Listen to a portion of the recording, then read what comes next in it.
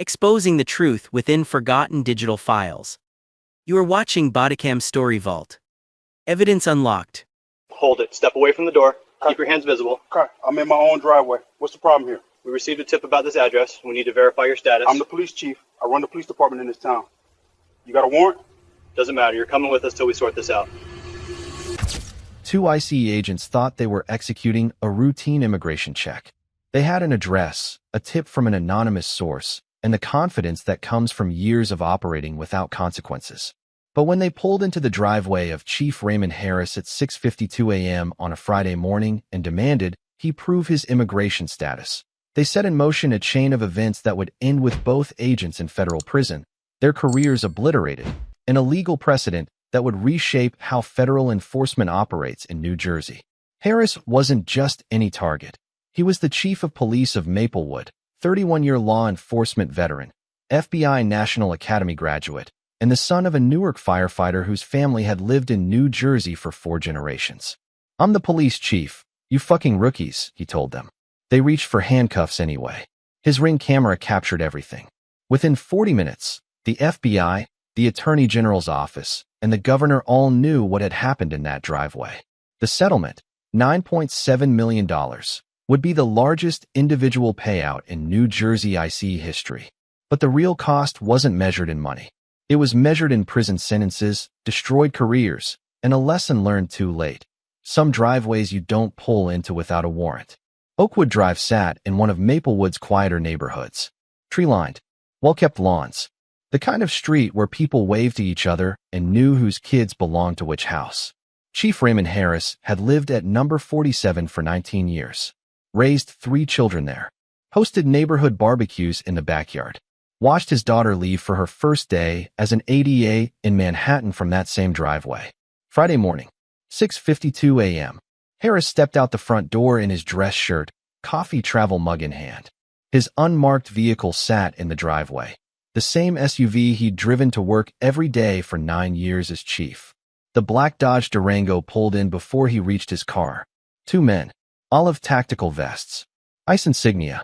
They stepped out with the posture of officers who expected compliance. Harris watched them approach.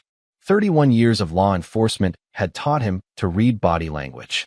These two radiated the particular arrogance of agents who'd never been told no. "Sir, hands where I can see them. We need to verify your immigration status." Harris set his coffee mug on the hood of his car. Slowly, deliberately. "What are you talking about? We received a tip about an illegal living at this address. You fit the description." The description. Harris had heard that phrase 1,000 times, in complaints, in depositions, in civil rights cases he'd reviewed as chief. "I'm the police chief, you fucking rookies." The agent, Derek Sloan, according to the badge visible on his vest, didn't hesitate. "That's what they all say? You're being detained until we can verify your identity. You're standing in my driveway, without a warrant, demanding I prove I'm American. Sir, turn around." "No." The word hung in the morning air. Final. Above the garage, the Ring camera recorded everything. Harris had installed it 3 years ago after a string of package thefts. He'd never imagined it would document this. Across the street, his neighbor David Morrison had stepped onto his porch with his own coffee. He was watching. His phone was rising. "You're making a career-ending mistake," Harris said. Sloan reached for his handcuffs. "Oh boy, you're screwed. Turn around. Now." Harris didn't turn. He stood in his own driveway, the house his family had owned for 19 years behind him, and watched 2 federal agents destroy themselves. "For the record, I'm identifying myself as Chief Raymond Harris, Maplewood Police Department. Badge number 001. 31 years in law enforcement." Sloan's partner, Michael Torres, had positioned himself to the left. His Bodycam was active. So was Sloan's. 3 recording sources already, and the encounter was barely 2 minutes old. Anyone can claim to be a cop. My credentials are in my back pocket. My badge is in my vehicle. My department is 4 miles from here. Harris gestured toward his SUV. "That's my unmarked unit. Municipal plates. Run them." Sloan didn't move toward the vehicle. Didn't reach for his radio. Didn't do any of the verification that basic training required. "We're not running anything. You're coming with us." "On what authority?" "Immigration enforcement. You need a warrant to detain someone on private property. We don't need a warrant for immigration checks." You do when you're on my driveway, demanding I prove citizenship without probable cause. Torres shifted uncomfortably. His body cam captured the movement, the doubt his partner refused to acknowledge. Derek, maybe we should verify. I said he's coming with us. Harris looked at Torres. Your partner is committing multiple federal violations. Unlawful detention, trespass, Fourth Amendment violation. You're on camera. You're complicit. Sir, we're just following up on a tip. A tip you didn't verify. At an address you didn't research. Against a man you didn't identify. He turned back to Sloan. Last chance. Run my plates. Call my department. Do your job. Turn around. Sloan grabbed Harris's arm. The chief didn't resist. Didn't pull away. Simply stood still while the agent's hand closed around his bicep. You just committed assault on a law enforcement officer. Battery. Unlawful restraint. You're not a law enforcement officer until I verify. I've been in law enforcement since before you were born. I've arrested people for exactly what you're doing right now. David Morrison had crossed the street. His phone was raised, recording from 10 feet away. Ray? What's going on? David, stay back. Document everything. These guys are IC. They claim to be. They don't seem to know how warrants work. Sloan turned toward Morrison. Sir, step back. This is federal business. This is my neighbor's driveway. And you're putting hands on the chief of police. He claims to be. Claims. Morrison laughed. I've lived across from Ray Harris for 15 years. I've been to his daughter's graduation party. I know exactly who he is. Another neighbor had emerged. Then another. The quiet Friday morning was becoming a very public confrontation. Sloan's grip remained on Harris's arm. The Ring camera recorded it. Morrison's phone recorded it. Torres's body cam recorded it. My wife is inside, Harris said calmly. Dr. Vanessa Harris. Pediatrician. She's watching this through the window. She's already called my department. Sloan's face flickered. Your department? Maplewood PD. The one I command. They'll be here in about 4 minutes. You're bluffing. I've never bluffed in 31 years. Ask anyone who knows me. In the distance, a siren began to wail. The Maplewood cruiser pulled onto Oakwood Drive at 7:04 a.m. Lights active. No siren. The officer had killed it 2 blocks away. Deputy Chief Angela Morrison, no relation to the neighbor, stepped out and assessed the scene in 3 seconds. Her chief in his driveway. 2 IC agents. One with his hand still on Harris's arm. Civilians recording from multiple positions. What the hell is happening here? Sloan turned. He saw the uniform, the rank insignia, the expression of someone who commanded respect and expected answers. Ma'am, this is federal. That's my chief. Release him. We're verifying his immigration. His immigration status is American citizen. Born at Newark, Beth Israel. Family's been in New Jersey 4 generations. Release him now. Torres had already let go of whatever tentative grip he'd maintained. Sloan's hand remained. I don't take orders from local. You're assaulting a law enforcement officer in his own driveway. Without a warrant. Without probable cause. Release him, or I'm placing you under arrest. You can't arrest federal agents. Watch me. Morrison's hand moved to her radio. Dispatch, this is Deputy Chief Morrison. I need backup at 47 Oakwood Drive. Federal agents have assaulted Chief Harris. Notify the county prosecutor. Notify the FBI field office. Notify the Attorney General's office.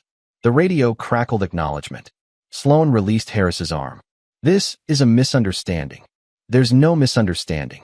Harris straightened his shirt, picked up his coffee mug from the hood of his car. You drove into my driveway without a warrant. You demanded I prove my citizenship.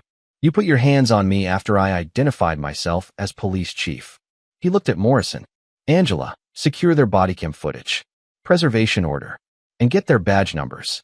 Already on it. More sirens now. County units responding to the deputy chief's call. Sloan's confidence had evaporated. Torres looked like he wanted to disappear into the concrete. We received a tip. You received a tip. You didn't verify it. You didn't research the address. You didn't identify who lived here. You saw a black man in an upscale neighborhood and decided that was enough. 2 county sheriff vehicles arrived. Then a state police cruiser. The quiet suburban street was becoming a crime scene. Harris turned to Morrison. I want their phones secured before they can delete anything. I want their vehicles searched for documentation of this tip. And I want FBI here within the hour. Chief, I should probably go to work. which is what I was doing when these two decided to violate my constitutional rights. He looked at Sloan one final time. I've spent 31 years in law enforcement. I've testified in hundreds of cases. I've trained officers at the FBI National Academy.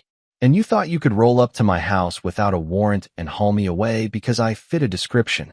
He shook his head. The description was black. That's all you had. And now you're going to explain that to federal prosecutors. An unmarked FBI vehicle turned onto the street.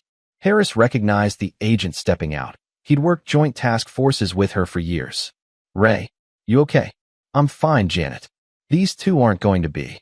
The investigation revealed exactly what Harris had suspected. Derek Sloan had accumulated 19 complaints in 7 years.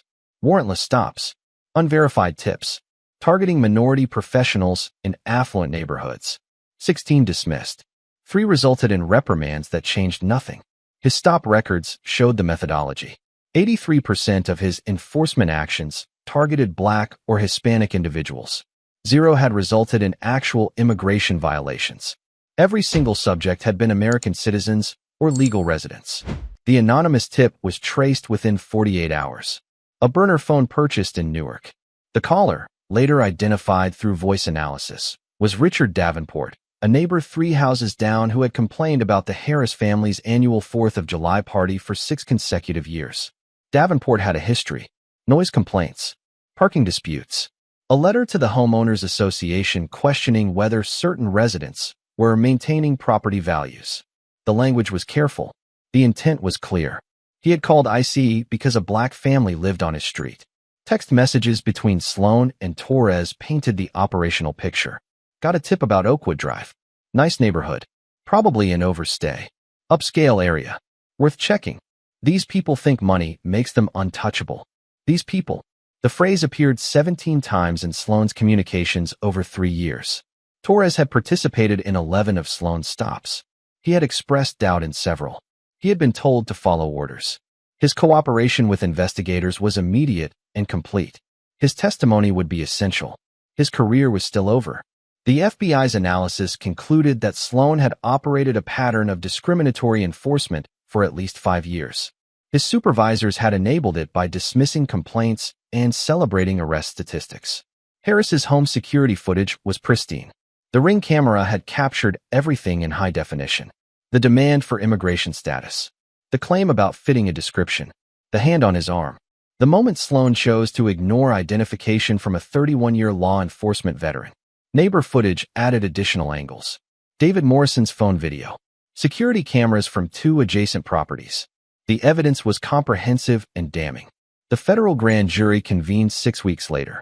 Sloan was indicted on deprivation of rights under color of law, assault, unlawful detention, and conspiracy to violate civil rights. Torres received lesser charges in exchange for cooperation. Richard Davenport was indicted separately for filing false reports and conspiracy. Harris testified for 3 hours.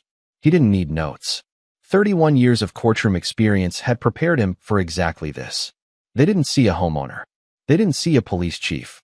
They didn't see 31 years of service. They saw a Black man in an expensive neighborhood, and they decided that was suspicious enough. The grand jury returned indictments on all counts. The federal courtroom in Newark drew statewide attention. A police chief detained in his own driveway. ICE agents who ignored identification. The footage played on every news channel. Harris testified in his dress uniform. 31 years of service displayed through medals and insignia. I identified myself as chief of police. I offered to show credentials. I pointed to my unmarked vehicle with municipal plates. The agent responded, "That's what they all say." What happened next? He grabbed my arm. In my own driveway. In front of my neighbors. While my wife watched through the window. The Bodycam footage played for the jury. Sloan approaching. The demand for immigration status. Harris's identification. The dismissal. The grab. That's what they all say. The phrase echoed through the courtroom. Torres testified under his cooperation agreement. He described Sloan's methodology. The preference for affluent neighborhoods. The assumption that minority residents were targets. The dismissal of complaints as oversensitivity. Did you believe Chief Harris's identification? Yes. Did you communicate that to Agent Sloan? I tried. He told me to shut up. Did you attempt to verify independently? No. I followed his lead. Richard Davenport testified under subpoena. His motivation collapsed under cross-examination. You called ICE because Chief Harris is black. I called because I had concerns. Concerns about what? His barbecues? His daughter's graduation party. There was noise. You called a federal immigration tip line about noise? Davenport had no answer. Sloan's defense argued good faith. Following a tip. Standard procedure. The prosecutor's response was surgical. Standard procedure requires warrant verification. Standard procedure requires identity confirmation. Standard procedure does not include grabbing a police chief in his driveway because you don't believe black men can live in nice neighborhoods. The jury deliberated 4 hours. Guilty. All counts. Sloan. Guilty. Reduced charges. Torres. Guilty. False reports and conspiracy. Davenport. Sloan showed no reaction. Torres wept quietly. Davenport stared at the table. The judge scheduled sentencing for 8 weeks later. Agent Sloan, you were entrusted with federal authority. You used it to harass, detain, and assault an American citizen, a police chief, in his own driveway. Without a warrant. Without verification. Without any legal basis. The judge reviewed sentencing materials without expression. Your pattern spans 5 years. 83% of your stops targeted minorities. 0 resulted in actual violations. Every complaint was dismissed because your supervisors prioritized numbers over rights. Sloan's sentence, 5 years federal prison. Enhanced for pattern of conduct and assault on a law enforcement officer. Torres received 18 months. Cooperation had reduced his exposure but couldn't eliminate it entirely. Davenport received 2 years probation for 100 hours community service and mandatory diversity training. The judge noted that his actions had weaponized federal enforcement against his neighbors. All 3 were led from the courtroom in handcuffs. The civil settlement followed within 3 months. The Department of Homeland Security agreed to pay $9.7 million rather than face a trial exposing systemic failures across the Newark field office. Harris directed the distribution. $3 million to scholarships for law enforcement professionals from underrepresented communities. $2 million to civil rights organizations focused on immigration enforcement accountability. $1 million to the New Jersey Law Enforcement Memorial Foundation. The remainder secured his family. College for his youngest daughter. A foundation in his father's name supporting Newark firefighters' families.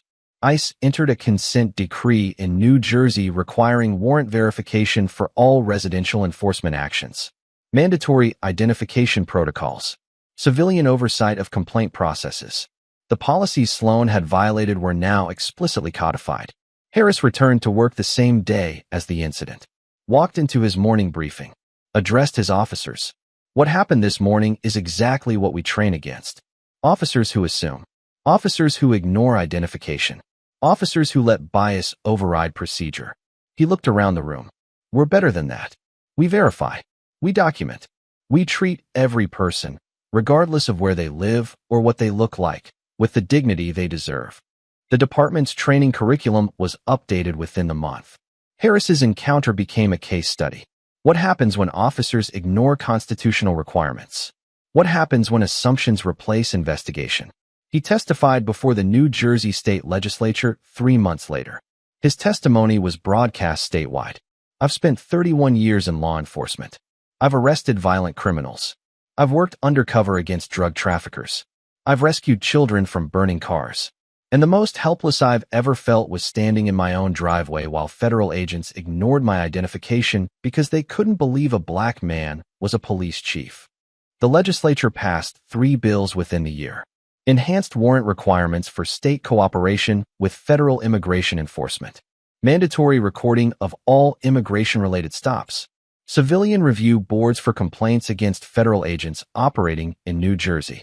Harris was appointed to the governor's task force on law enforcement accountability. His recommendations shaped policy for the next 5 years. His daughter, the ADA in Manhattan, used the case in her own training materials. His son, the Marine captain, shared it with his military police unit. His youngest, the Howard Sr., wrote her thesis on the intersection of local and federal enforcement authority. 4 generations of service. For generations of proving that some families don't need to justify their presence. Richard Davenport sold his house 6 months after the verdict. The neighborhood had made clear he wasn't welcome. No one vandalized his property. No one threatened him. They simply stopped waving, stopped talking, stopped pretending he was part of the community he had tried to weaponize against his neighbors.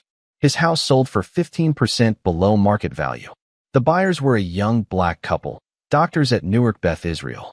Harris helped them move in.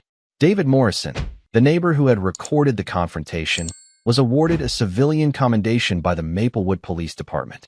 His footage had been essential to the prosecution. "I just did what anyone would do," he said at the ceremony. "Raise my neighbor. My friend. I've known him 19 years. Those agents had no idea what they were walking into. The Ring camera footage became part of law enforcement training nationwide. The FBI Academy used it. The Police Executive Research Forum distributed it. The moment Sloan grabbed Harris's arm, and everything that followed, became a teaching tool for what not to do. Harris never removed the Ring camera. It still recorded every morning when he left for work. Same driveway, same routine, same coffee mug. The only difference was the small American flag pin he added to his suit jacket. His father had given it to him decades ago. He'd never worn it to work before. "I'm not making a statement," he told his wife when she noticed. "I'm just tired of proving something that should be obvious." His wife, Dr. Vanessa Harris, still watched from the window every morning. Old habit now, making sure no one else pulled into the driveway with bad intentions. No one did. Derek Sloan served 4 years of his 5-year sentence. Released to a halfway house in Pennsylvania. Barred from federal employment for life. Stripped of his pension. His name appears in law enforcement databases as a cautionary tale. Michael Torres completed his 18 months. He testified at 3 subsequent trials involving ICE misconduct. His cooperation continued. His career didn't. Richard Davenport moved to Florida. Public records show he's been cited twice for homeowners association violations at his new residence. Some patterns don't break. Chief Raymond Harris served 3 more years before retiring at 62. His final day drew 500 people to the Maplewood Community Center. Officers, residents, families he'd served for 3 decades. His successor is Angela Morrison, first female chief in department history. First deputy chief to arrest federal agents for assaulting her commander. The Harris family still lives at 47 Oakwood Drive. For generations of New Jersey roots don't transplant easily. His daughter won her first major federal case last year, a civil rights prosecution that cited her father's incident in the opening statement. His son made major in the Marines. Still uses the case study in his training programs. His youngest graduated Howard summa cum laude. Started law school in the fall. Civil rights focus. The driveway looks the same as it did that Friday morning. Concrete. Unremarkable. The kind of space where Americans should be able to stand without proving they belong. Harris still drinks his coffee there some mornings. Watches the sunrise over the houses he's protected for 19 years. Sometimes neighbors walk by and wave. Sometimes they stop to talk. No one mentions the incident anymore. It's part of history now, documented, adjudicated, resolved. But the Ring camera still records. The flag pin still sits on his jacket. And somewhere in federal databases, the case file remains open as a training reference. Case number 2024 CR 00847. Subject: unlawful detention of law enforcement officer. Location: 47 Oakwood Drive, Maplewood, New Jersey. Outcome: conviction. Settlement: reform. Lesson: some driveways you don't pull into without a warrant. Chief Raymond Harris proved that lesson the only way available, by standing still while federal agents destroyed themselves. By being exactly who he said he was. By documenting everything. By winning. The archives never tell a lie. Thank you for viewing. Subscribe to access the vault.